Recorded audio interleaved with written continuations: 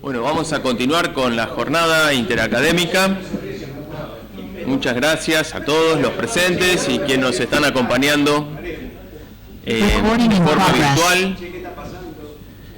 Aprovecho para extender un saludo que acaba de enviar el doctor Jorge Recalde, que está mejor y está contento, está siguiendo toda la jornada por YouTube. Así que, una alegría. No. Bueno, vamos a pasar a la conferencia que va a dictar el ingeniero Rodolfo Bongiovanni y el ingeniero Javier Echazarreta. Tiene que ver con un proyecto que ya mencionó también Juan José, respecto de declaración ambiental de producto, un proyecto que inicia en el Instituto de Promoción de la Carne Vacuna Argentina por un convenio entre INTA, INTI y el IPCBA. Van a ser dos los disertantes, Rodolfo Bongiovanni y Javier Echazarreta. Rodolfo es doctor en Economía, magíster e ingeniero agrónomo, coordinador en INTA del proyecto Diseño de Sistemas de Producción Sostenibles. Es docente universitario en la Universidad Católica de Córdoba y en los grupos CREA. Sus áreas de investigación y consultoría son análisis de ciclo de vida, economía circular y sostenibilidad en las cadenas agroalimentarias. Por su parte, Javier Echazarreta es doctor en Economía, magíster e ingeniero agrónomo, coordinador en INTI, Instituto Nacional de Tecnología Industrial, del Hub Argentina, docente universitario de la Universidad Nacional de Lomas de Zamora. Participa en estudios de análisis de ciclo de vida en diferentes productos y en especial de productos agroalimentarios. Y dentro de ellos se encuentra el proyecto de IPCBA. Así que muchas gracias a ambos. Bueno, un gusto, muchas gracias. Rodolfo, ahí te abren y empezamos.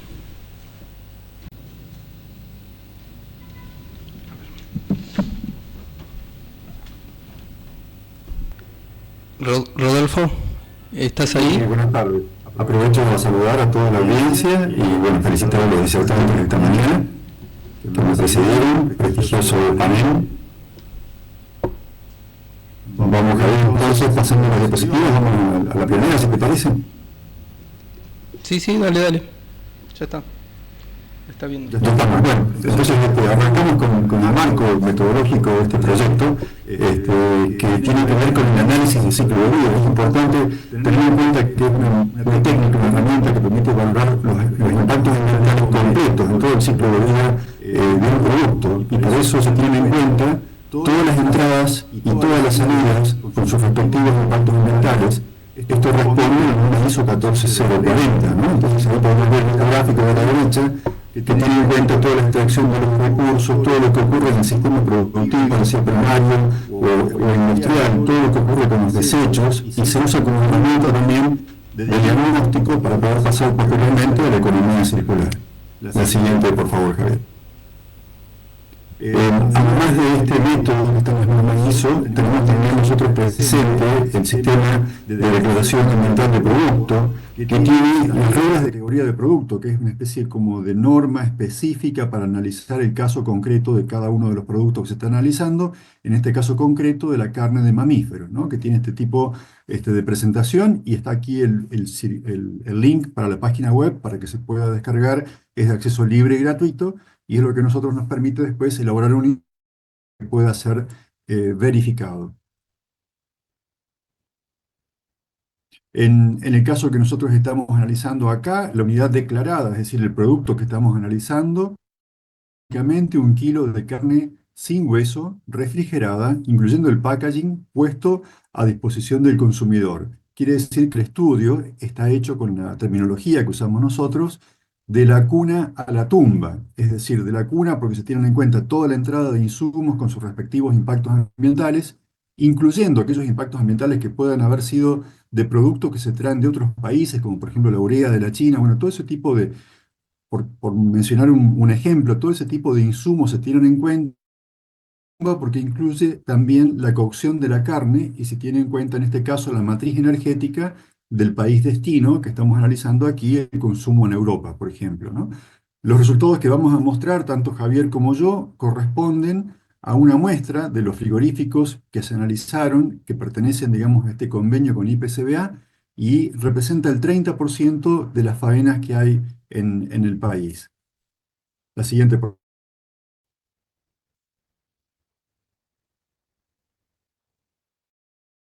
nosotros hicimos un relevamiento con la idea siempre, con el mandato del IPCBA, que es de tener una representación de los impactos ambientales de la carne de Argentina. Para eso podrán ver aquí en el mapa que hay una distribución bastante central. No se está compartiendo la pantalla, dice Javier, pero lo que pueden hacer en todo caso es anclar la pantalla principal para que se vea con mayor precisión.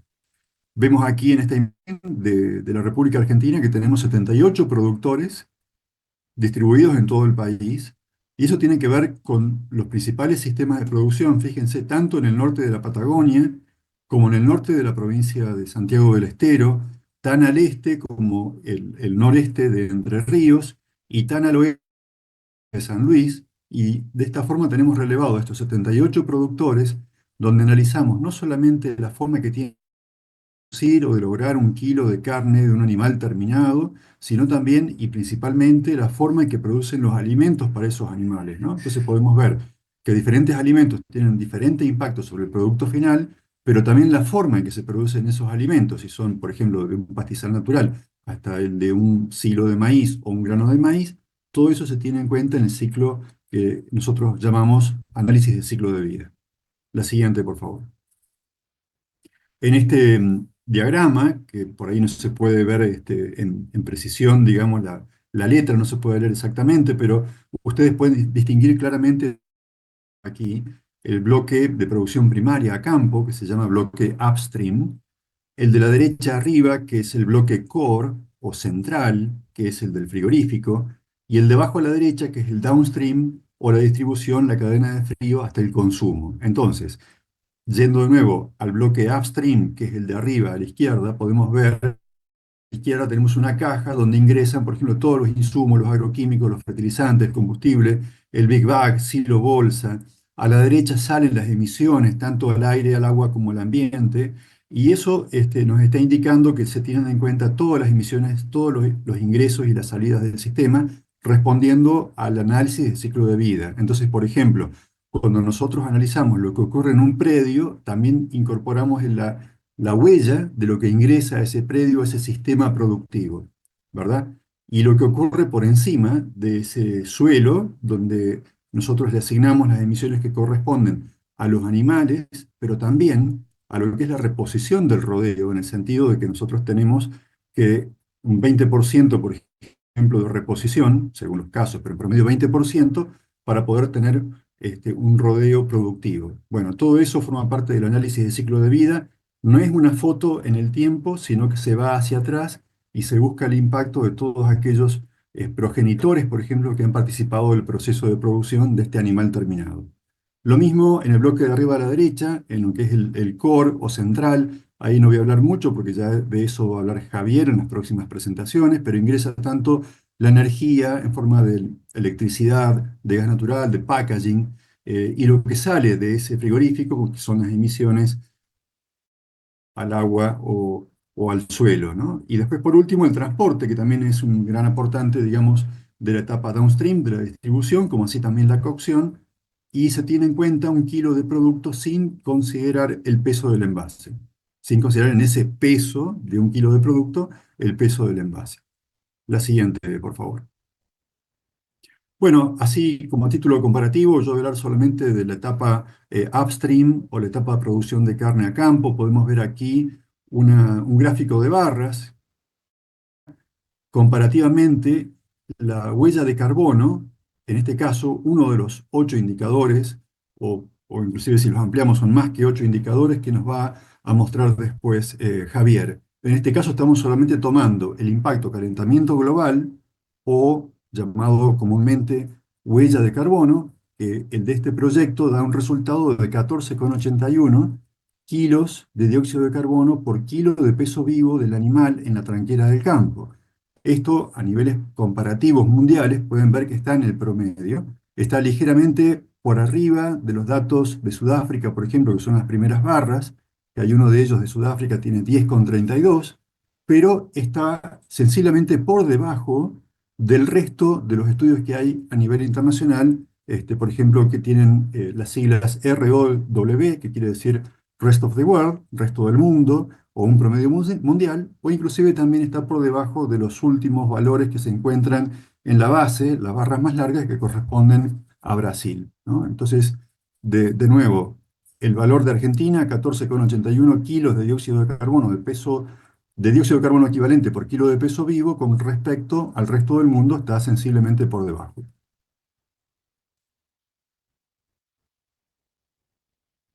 Bien, acá podemos ver entonces qué ocurriría si nosotros dijéramos, bueno, pero como la unidad declarada es un kilo de carne fresca, sin hueso, envasada al vacío, puesta en el consumidor, ¿qué ocurriría si nosotros convirtiéramos esos kilos de peso vivo en la tranquera, si lo lleváramos a un valor, digamos, de carne, convertido en carne a la tranquera del campo? El valor sería de 35,19. Y ahí sí se compara, por ejemplo, con Italia, que en este caso el que nos dio a nosotros, el producto, pero considerado en tranquera, 35,19, es superior a los valores de Italia, el del frigorífico Logros, el de un relevamiento que tenemos certificado nosotros a través de EPD Argentina, que es San Esteban, y Estancia Ralicó, que tiene valores ligeramente inferiores al de este proyecto.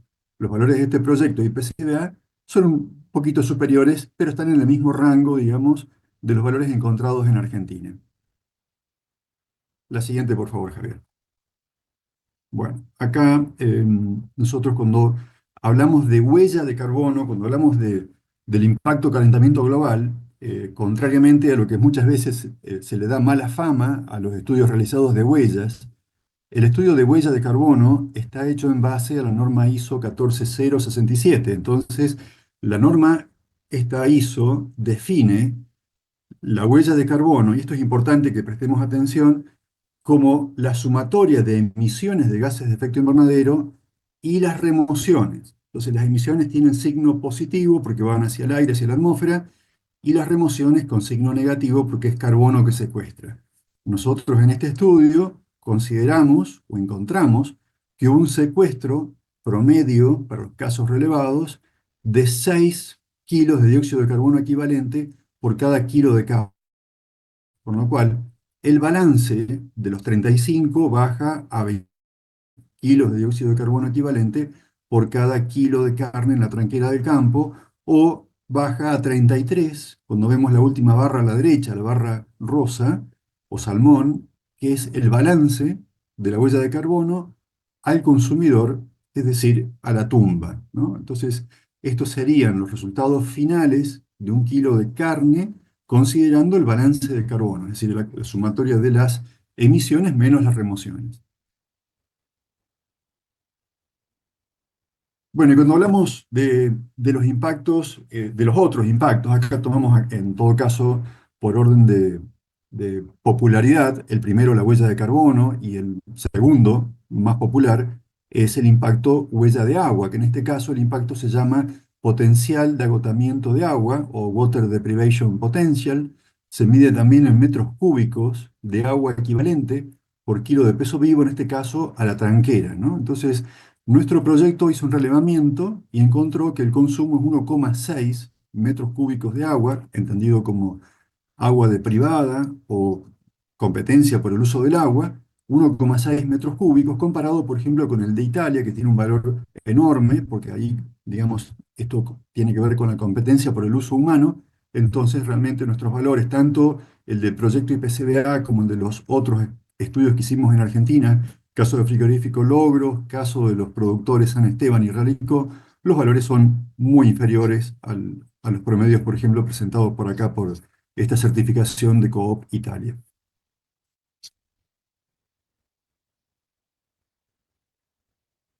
Bueno, ya para ir cerrando mi parte, los valores encontrados son menores en la categoría de impacto ambiental, cambio climático, climate change o huella de carbono.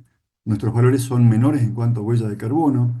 Con respecto a los resultados, siempre hablando de cambio climático y agua y uso de agua, water deprivation potential, se ven menores resultados, pero es mucho más importante la disminución que hay con respecto a los valores promedios internacionales con respecto al uso del agua, ¿no?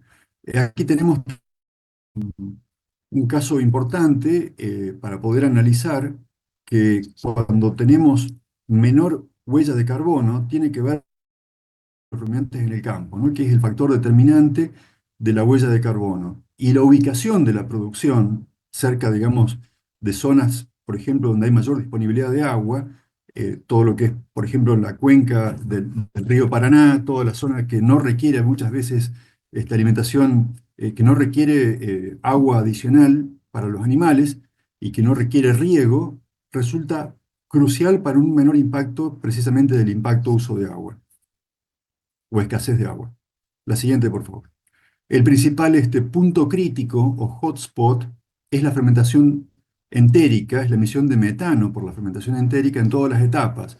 Después Javier les va a mostrar los cuadros, pero podrán observar que tenemos aproximadamente de promedio un 70% de la huella de carbono debida a la fermentación entérica y un 20% de la huella de carbono es debida a la producción de los alimentos, ¿no? Otro hotspot, que es el segundo aspecto que les voy a hablar, es la emisión por los efluentes, por metano y óxido nitroso, por la gestión de las heces y la orina, que por supuesto puede reducirse en el caso que tengamos un encierro donde nosotros podamos recuperar ese bosteo y usarlo como fertilizante o bien enviarlo a un biodigestor para producir biogás. Em, en general, en Argentina, que voy al tercer punto de análisis ahora, se usa una baja cantidad de fertilizantes nitrogenados, lo que reduce eso, la huella de los cultivos. ¿Por qué? Y bueno, si tenemos un cultivo de maíz, ya sea para grano, ya sea para silo, donde tiene una alta dosis de urea, eso aumenta la huella, sube la huella, mientras que por el contrario, los valores que nosotros encontramos en nuestro relevamiento es que el uso de fertilizantes nitrogenados sintéticos es muy baja. Otra alternativa, ya como último punto de mi parte, es que es posible incorporar algunos ionóferos, algunos productos, digamos, nuevos, receptores de electrones, biohidrogenación ruminal, inhibidores de la producción de metano. Hay un par de marcas comerciales en Argentina que están como ejemplos, pero bueno, es a nivel experimental y esperamos que en el futuro se pueda innovar con respecto a la reducción de metano por parte de los animales. Y con la siguiente diapositiva le paso la palabra a Javier. Él estaba online y yo estaba físicamente, entonces por eso vamos y venimos un poquito en la presentación. El proyecto originalmente incluía varios impactos ambientales, entre ellos cambio climático. La diferencia es que, bueno, primero les voy a hacer una introducción. Hacer huella de carbono y describirlo en un producto es una declaración ambiental incompleta, porque solamente, o de agua, porque solamente estoy analizando una sola categoría de impacto ambiental. En cambio, cuando uno habla de una declaración ambiental completa, como está yendo el camino europeo, analizamos varios impactos y varias categorías de impacto y de una forma definida. Nosotros, este proyecto está enmarcado, como lo dijo Rodolfo, en la regla de categoría de producto DPD, que está alineada completamente con el Programa Ambiental de Huellas Europeo, con la PEF. ¿No es cierto? Entonces vamos a encontrar información en la declaración ambiental de producto o en la información, ¿no es cierto?, abierta de la categoría de cambio climático, tanto diferenciado como fósil, como biogénico, cambio de uso o uso y cambio de uso del suelo. Esto es importante porque acá fósil va a estar relacionado fundamentalmente al consumo de combustibles fósiles en todo el proceso productivo, en las diferentes etapas. Después el caso de biogénico va a ser, por ejemplo, tal vez el metano o el nitroso biogénico. Otro tema importante que no se tocó es que los factores de emisión para representar todo, llevar todo a dióxido de carbono equivalente, el problema es que nosotros cuando absorbemos 1 a 1, es decir, un dióxido de carbono, y la relación con el metano es 1 a 28. Es decir, que para que yo pueda procesar los datos de metano en dióxido de carbono los debo multiplicar por 28 y en óxidos nitrosos o los óxidos nitrosos por 273. Es decir, que con muy poco que trabaje en la emisión de nitroso y de metano voy a tener gran impacto, no tanto con el dióxido de carbono. Bien. Después tenemos el agotamiento de la capa de ozono, que está dejando de ser un problema porque se estima que para el 2040 esto va a estar resuelto y por lo tanto posiblemente en el futuro ya deje de ser una información, no es mandatoria, es casi de carácter optativo. Se incluyó la acidificación, un tema muy importante o significativo fundamentalmente en Europa por los bosques y el impacto de los edificios y en los bosques en Europa. Pero también nosotros tenemos procesos de acidificación, pero no tan graves como los que está sufriendo Europa.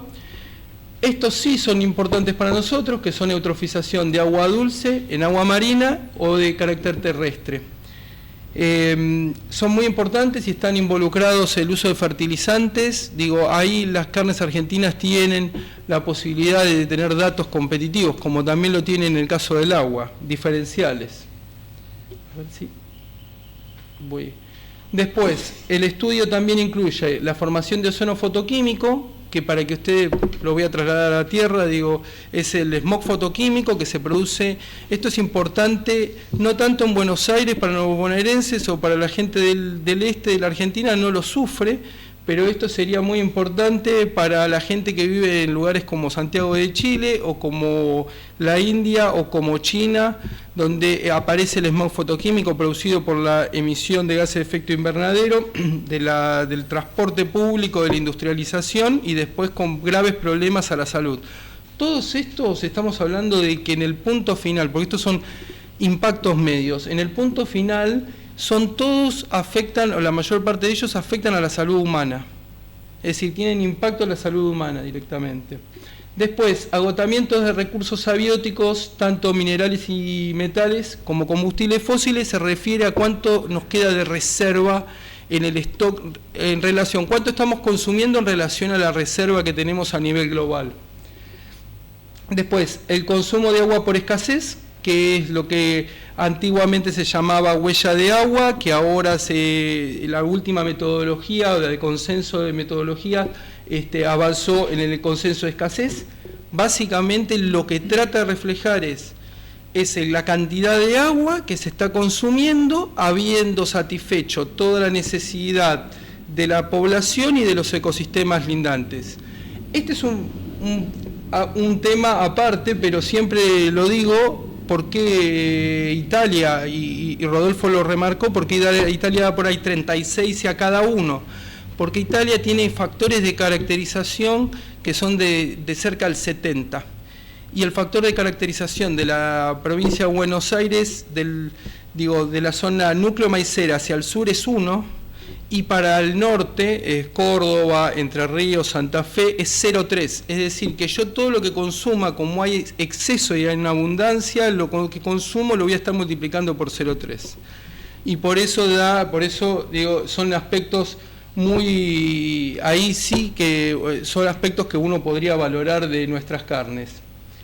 Emisión de materia particulada, que no es tanto, no afecta tanto. Estos son, hasta acá veníamos, hasta consumo de agua son impactos de categorías de impactos de orden mandatorio, pero el Programa Ambiental de Huellas Europeas tiene lo que son impactos adicionales. Yo estimo lo personal, y esto es una visión personal, y por eso se complementó el estudio, porque originalmente íbamos a hacer aquellos de carácter mandatorio, que el Programa Ambiental de Huellas Europeo va a evolucionar en la incorporación de estos adicionales como mandatorios y posiblemente empiecen a definir la metodología para definir biodiversidad y también sea incorporada. Eso lo va a terminar de definir en marzo del 2025. Así que este cambio posiblemente se venga.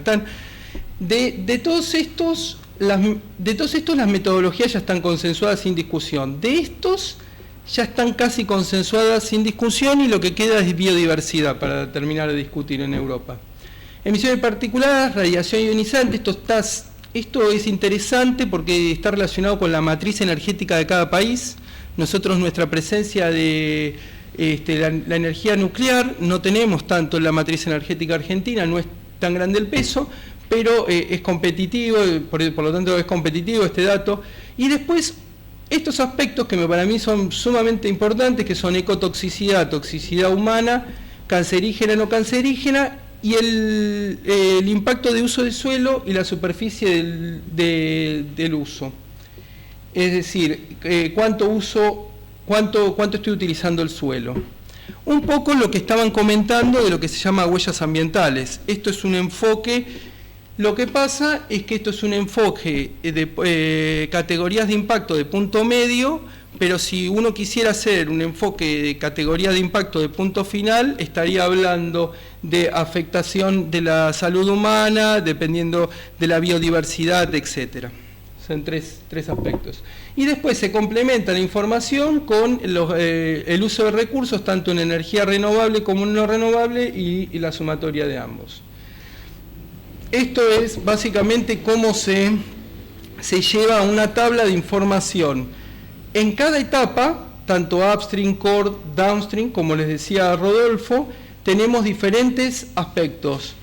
Diferenciado la producción de alimentos, el crecimiento de animales, la producción del packaging, el frigorífico sería la distribución, acá se corrió la barra, pero el frigorífico y el core, la distribución, la conservación, la cocción y el fin de ciclo de vida es la etapa downstream. Si ustedes me preguntan, ¿dónde pueden trabajar? En el upstream trabajan los productores agropecuarios, tal vez que el frigorífico con el proveedor del packaging. En el core van a actuar los frigoríficos con sus emisiones. Por ejemplo, un caso típico, digo, no es porque, pero todo el mundo conoce, hay un frigorífico que tiene emisión casi cero de metano y nitroso. ¿Pero por qué? Porque a partir de sus efluentes hace el tratamiento y obtiene gas, generación de energía. El resto de los frigoríficos es de público conocimiento, por eso digo, esa tiene esa ventaja. Y después, bueno, respecto a la distribución, se homogenizó para todo el proyecto la misma distribución, se estandarizó la misma distribución, el mismo packaging, para que no hubiera diferencias entre frigorífico y frigorífico, y estamos hablando de animales pesados 480, fundamentalmente enfocados por ahí tal vez como una referencia en Unión Europea, pero te podría ser el mercado interno. Respecto a la distribución, se evaluaron con información de estadística del ABC, se ponderó por el porcentaje que se está exportando a Estados Unidos en aéreo, por el porcentaje que se envía para que tengan idea del scope. O del alcance. Estados Unidos aéreo, Europa refrigerado en barco y Chile y el mercado de Chile. Esos son los tres mercados que están considerados. Es decir, estamos hablando de una distribución bastante global del producto. Después, en alguna particularidad habrá que hacer un ajuste, pero si así lo se requiere. Bueno, después acá seguimos con acidificación, eutrofización, formación fotoquímica del ozono. La verdad es que no voy a terminar andando, voy a ir directo al gráfico. Esto, porque un gráfico dice más que una tabla. Igual la tabla es información sumamente importante. Esto es para que ustedes tengan en cuenta dónde se distribuyen los hotspots, cuando uno hace el análisis, dónde están los hotspots o los puntos donde yo puedo actuar rápidamente y voy a tener alta respuesta. Es decir, si ustedes me preguntan, el total, porque por el tema de emisiones biogénicas, seguramente que si yo actúo con algún modulador de la emisión entérica tenga un gran impacto. Pero también un tema muy interesante es actuar más que no solo en eso, sino en la ganancia de peso diario. Si yo tengo animales, porque yo cuanto más tiempo tengo el animal en el predio, tengo más emisiones diarias, porque yo multiplico por los días que está el animal. Entonces, si yo tengo un ciclo corto, tengo una buena pastura y mi ciclo es corto, mi ganancia de peso diario, seguramente que tal vez que tenga alto impacto. Digo, aumento eficiencia productiva y tal vez posiblemente me tenga un correlato. Bueno, y después lo que es producción de alimentos. Estos son las emisiones para producir esos alimentos. Estos son las eutrofizaciones que se puedan producir, porque es la freshwater, la eutrofización, fundamentalmente la producción de alimentos se da. La eutrofización está asociada a la erosión, la mayor parte de la eutrofización, y también al uso de fertilizantes. Pero estamos hablando, ¿por qué les digo que es competitivo? Porque yo justo el otro día estaba charlando con un colega en España. Nosotros tenemos niveles de erosiones de 2 o 3 toneladas, depende de la pendiente, se puede variar dentro del proyecto entre 1 a 2 o 3 toneladas de suelo por año, por la metodología RASLE. Con la misma metodología, España, en la zona de Córdoba, tiene 200 toneladas.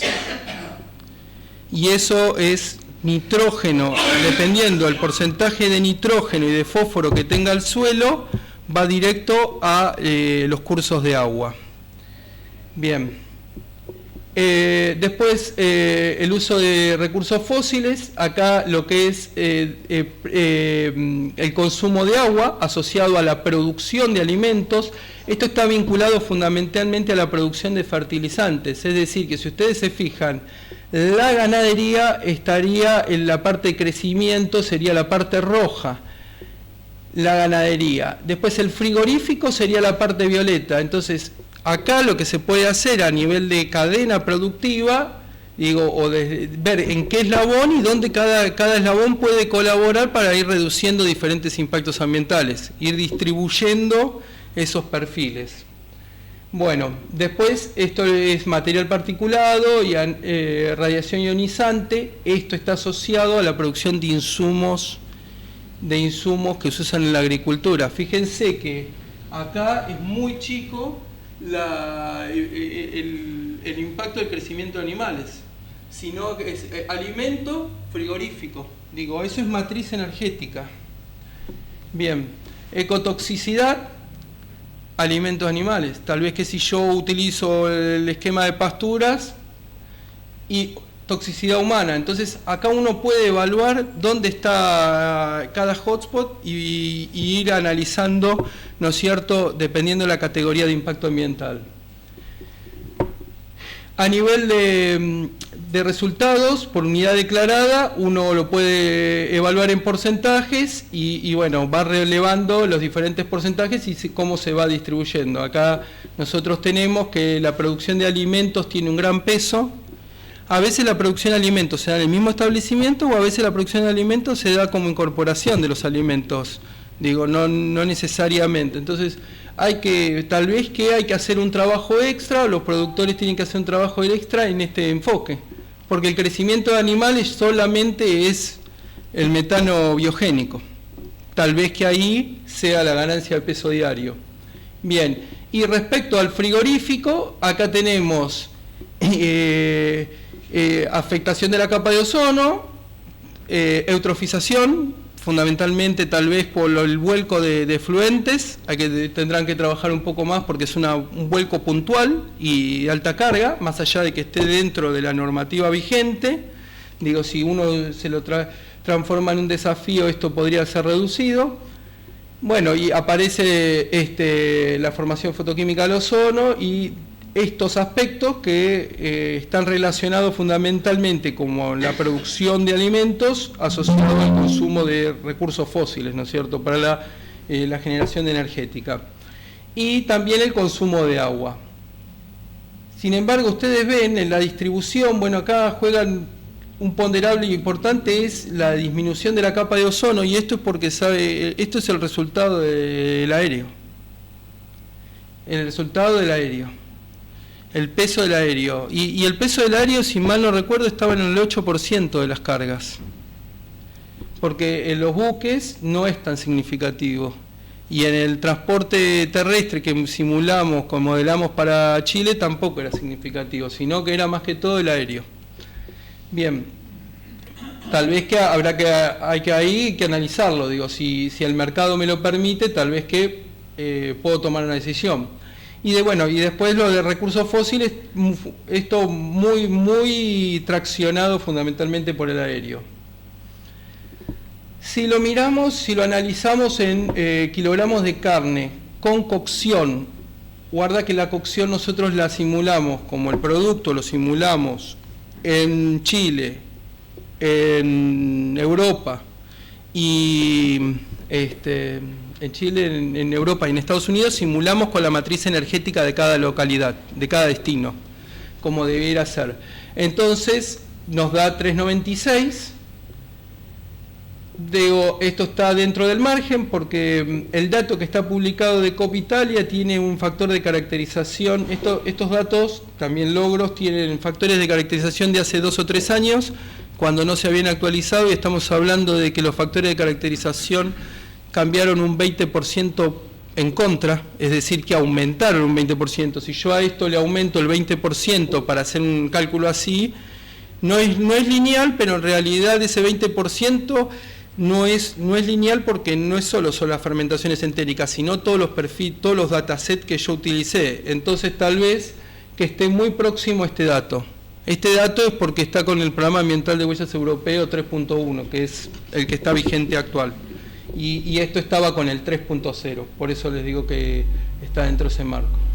Si lo analizo como privación del agua o como escasez del agua, tengo 670 litros, lo paso al español, 670 litros por kilo de producto, y esto está relacionado al peso vivo y es sumamente competitivo con otros lugares del mundo.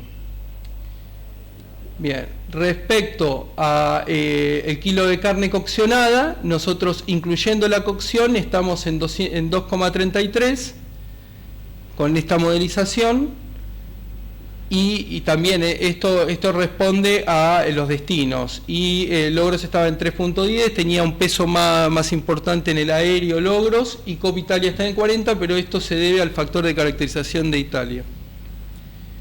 Bien. Las operaciones de frigorífico, como resumen, en el global representan el 4,6% de las emisiones de gases de efecto invernadero, pero también representan a su vez el 20% de la privación de agua. Tal vez que por ahí haya un desafío para seguir trabajando. Hay un tema ahí. Esto se da por diferencia, es decir, que no es todo lo que ingresa de agua menos lo que egresa de agua, y si lo que egresa de agua está dentro de los parámetros de vuelco establecidos legalmente. Bien, el ampliar el uso de energías renovables, no solo en una etapa, no solo en el frigorífico, sino que debería tenerlo en otros sectores, en otros sectores de los procesos. Mejorar la eficiencia de la utilización de pasturas y asociado a la ganancia de peso diario, eso más que todo de producción primaria nos quedó. Verificar, el otro punto también, verificar los estudios, tal vez que en forma de declaración ambiental de producto esto le da cierta solvencia, y aparte siempre los procesos de verificación siempre se ajustan información, generalmente. Conclusiones y desafíos. Y lo que se viene son la exigencia de certificación y la exigencia de la trazabilidad del producto, y esto es una tendencia en ascenso. Esto si lo quisiéramos vincular con diligencia debida, tendría una vinculación perfecta, porque es cambio de uso de suelo. Y automáticamente, si yo le mintiera a Unión Europea y le dijera mi declaración ambiental del producto tiene tanto cambio de uso de suelo, y te digo por el otro lado que no estoy deforestando, si linkea la información ellos se dan cuenta que no estuve contemplando el cambio de uso de suelo en algún lugar, estoy mintiendo. Entonces es parte de la información. Europa está caminando, ahora lo puso en textiles, el Digital Passport, que lo pone en textiles el 1 de enero del 25, y va a ser toda la información que van a tener los productos. Cada producto va a tener un pasaporte con información accesoria. La declaración ambiental del producto, tanto incompletas como completas, va a ser parte del pasaporte, seguramente. Eso pasa ahora en un esquema en textiles y va a seguir posiblemente como prueba piloto en el resto de los productos. Bien, y para ir cerrando, digo, esto va a favorecer el marco de la aparición de este tipo de obstáculos, tal vez que son de forma proteccionista, son barreras técnicas.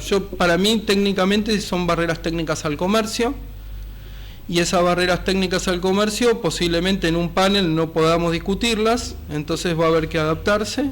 Y bueno, una parte de adaptación es tomar las mediciones, porque tal vez que conociendo nuestros datos nos demos cuenta que estamos haciendo bien las cosas, o que tenemos cosas para mejorar.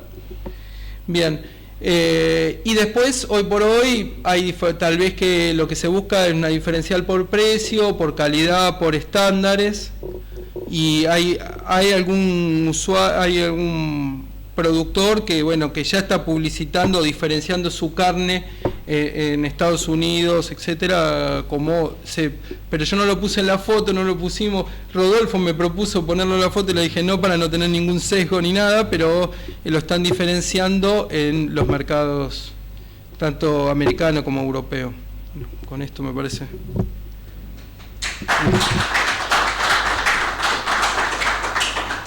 No sé, Rodolfo, si tenés algo más que se me haya pasado. Simplemente mencionar que somos un equipo, de los cuales vos estás representando a todo el equipo de INTI que participó, y yo estoy representando a todo el equipo de INTA, que hemos trabajado codo a codo, ¿no? Así que, bueno, por detrás de nosotros dos hay un grupo de gente importante. Fede, no sé si hay alguna pregunta en el chat. Allá, Gabriel.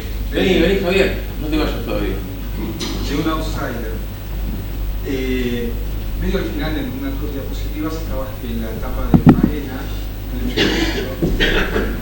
era 20,5, ya no me sale el nombre. Sí, 20,5 del consumo de agua, ese es el hotspot, dentro del total. Y eso, digamos, como para ubicarme, en otras geografías mundiales es muy significativamente diferente, o digamos, como para buscar cuáles son los... No, a ver, es una industria que consume agua. La producción de alimentos en la condición natural tiene alto consumo de agua, por un tema de inocuidad, etcétera, digo.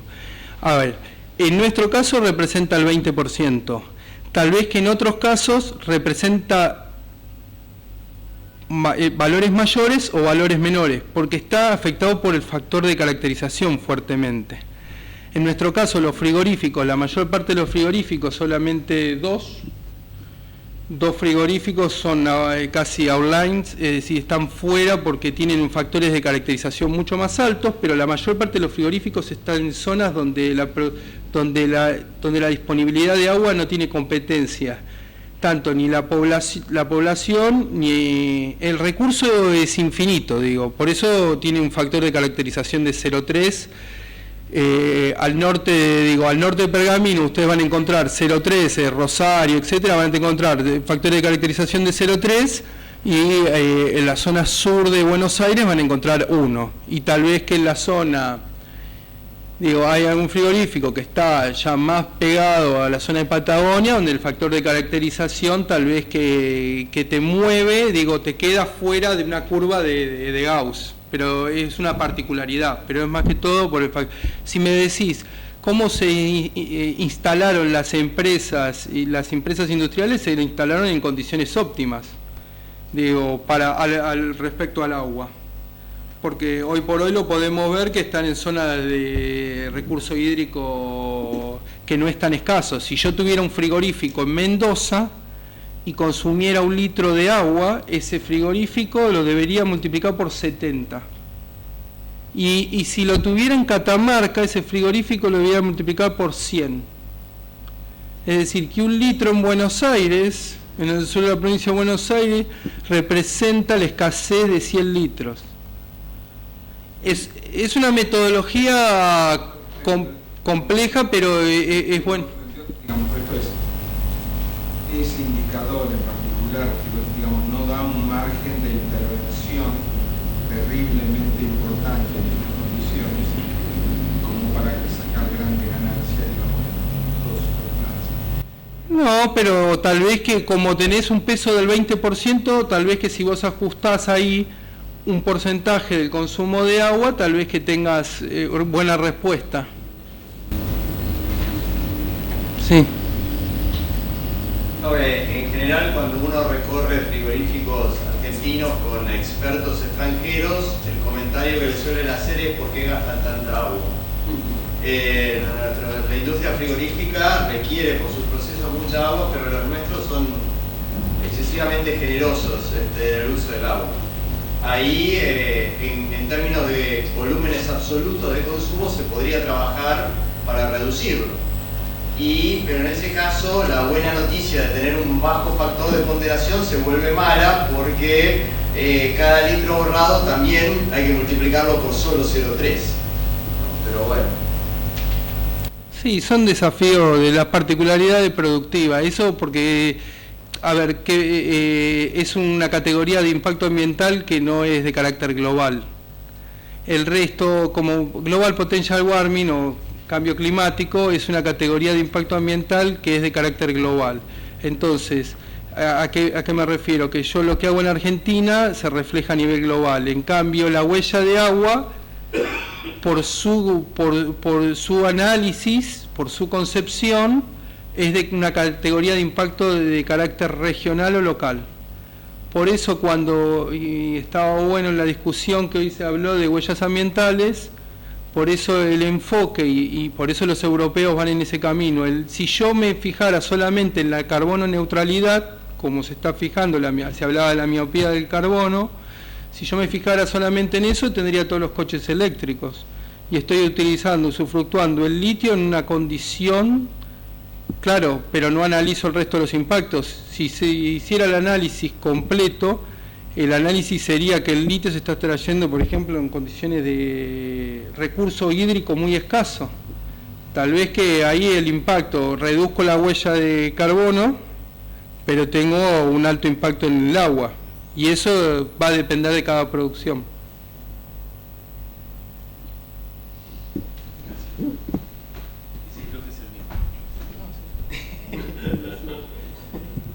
Bueno, muchas gracias Rodolfo y Javier. Súper interesante el estudio y bueno, también felicitaciones al IPCBA por acompañar este tipo de proyectos que tienden a generar información que por supuesto es de extrema utilidad para la cadena y para el país.